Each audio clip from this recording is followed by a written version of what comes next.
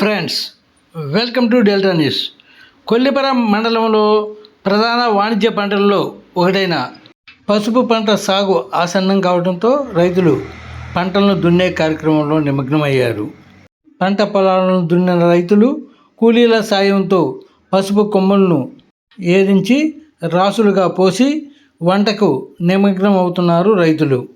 పంట పొలాలలో పసుపు వండేందుకు కళాయిలను ఏర్పాటు చేసి వాటి సాయంతో పసుపును వండుతున్నారు. అయితే ఈ ఏడాది పసుపు సాగు చేసిన రైతులకు నష్టాలు తప్పవని అన్నదాతలు వాపోతున్నారు. వాతావరణ పరిస్థితులు అనుకూలిస్తే ఎకరాకు 40 క్వింటాల పసుపు సాగు వస్తుందని, కానీ ఈ ఏడాది భారీగా కురిసిన వర్షాల కారణంగా పసుపు పంట దెబ్బతిన్నట్లు అన్నదాతలు తెలిపారు.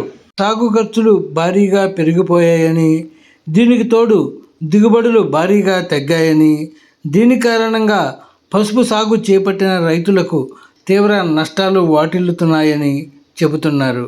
ఒక్కో ఎకరా సాగు చేసిన రైతులకు ఎకరాకు ₹1,00,000 వరకు నష్టం వచ్చే అవకాశం ఉన్నట్లు రైతులు తెలిపారు. పసుపు కొమ్మలను బాణల్లో నింపి కళాయి సహాయంతో వండుతారు రైతులు. పసుపు ఆకుల్నే వంట చెరుకుగా వినియోగిస్తారు. వంట వండిన పసుపుకు మట్టి అంటకుండా ప్రత్యేకంగా పట్టాలు ఏర్పాటు చేసి ఆ పట్టాలపై పసుపు కమ్ములను పోసి ఆరబెడతారు.